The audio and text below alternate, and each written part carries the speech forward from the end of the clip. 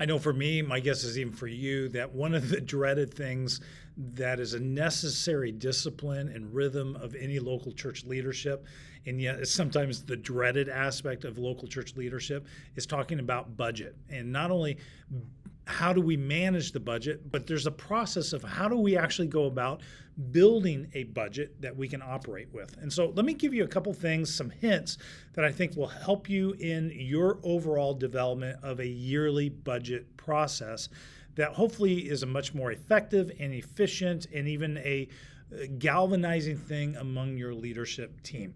The first step I would encourage you is simply this: pay attention to previous year or quarterly giving. In younger churches, specifically church plants, it's very, very difficult to assume what your yearly giving is going to look like, even over first couple years. And so for younger churches, I encourage you to think about quarterly development when it comes to your budget. In other words, you have an idea maybe of what the first quarter of the year is going to look like.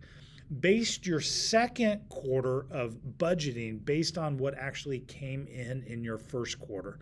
And then when it comes to your third quarter, base your third quarter budgeting based on what actually came in the second quarter. You do this actually for the first couple of years, you'll begin to get a great solid picture of what our rhythms are in the local church, what our giving processes seem to look like, and it will allow you to have a much more accurate budget process in that your church will operate based on. For those churches that have been around a little bit more, pay attention to just the previous year giving. I want to highly encourage you. In the churches I first started in, this was normal. I didn't know any different. That we build a budget, but part of the budget is based on faith. We in faith think that this is what's going to come in, and it always seemed to include an increase in the financial giving that we expected. We believe that our financial giving is going to go up 20%. Well, did it last year? Well, no, but we think this year it will. What's going to change in order for us to see 20% growth? Because if we're going to have 20% increase in giving, it's probably going to be related to a 20% increase in attenders that are at that place in their own journey to actually begin to give faithfully on a regular basis. And so let me encourage you, don't build your budget based on just simple faith.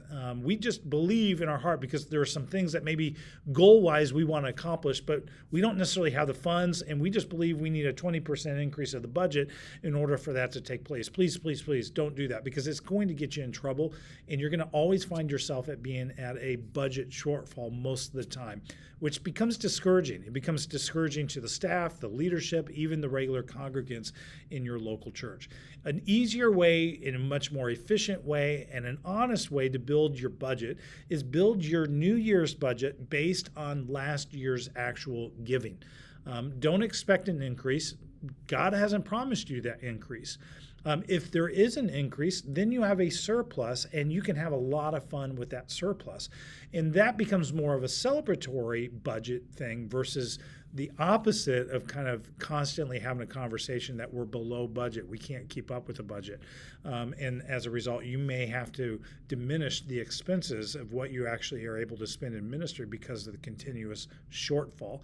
And again, success breeds success. And so when people realize that we're winning and we're consistently making our budget or going above and beyond budget, they feel good about giving, and you'll see even giving increase.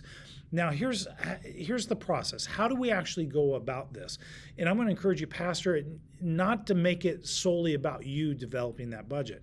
You really need to bring key leaders into the process. This may be elders, it may be deacons based on your governance, it may be staffing. I'm going to encourage you to kind of encourage multiple layers in that process. One of the things that we made a switch a few years ago, and it's been incredibly helpful, is we actually take our staff team, both volunteer staff and our paid staff, and we do a retreat early fall. So usually around September, maybe as late as early October, but we go away. Each staff person that actually oversees a budget is required to come. And not only are they required to come, they're actually required to develop a 10-minute presentation based on their area of ministry. sharing about their highlights from the previous year, and then bringing into what their hopes and what their prayers are, what their goals are for the coming year. But it doesn't stop at goals. Part of their presentation also has to include what their strategy is to accomplish those goals. And then at the very end, they tie in a budgetary ask. And so they say, we believe that we need an increase of, let's say, $10,000 for next year in order for this to actually come about.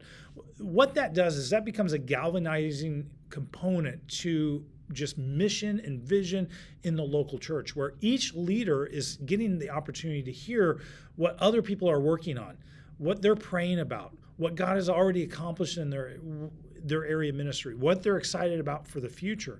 And so now you don't just have one person that is solely focused on that ministry. Everybody is bought into what God is doing around everybody's ministry. And so it becomes a very team-building exercise, galvanizing moment for the overall vision and the leadership process in the local church. And then once everybody kind of goes through that, we give them opportunities to ask questions of each other. So we may finish that 10-minute presentation with 5 minutes of Q&A that anybody on the staff team, any of those key leaders can ask clarifying questions. And then out of that, a few of you, the people that have the power and the input to make the decisions of what the budget will actually look like, you then begin to construct, okay, based on the ask, based on whether or not they understand the overall vision, what do we actually feel like we want to place into that budget? Again, using the amount of money that came in the previous year to set the overall amount, but then when it comes to how are we going to disperse, allow the presentations of the different leaders involved or the staff involved help you navigate how we're going to actually disperse the money that God has placed in your hands to carry out the ministry of the local church.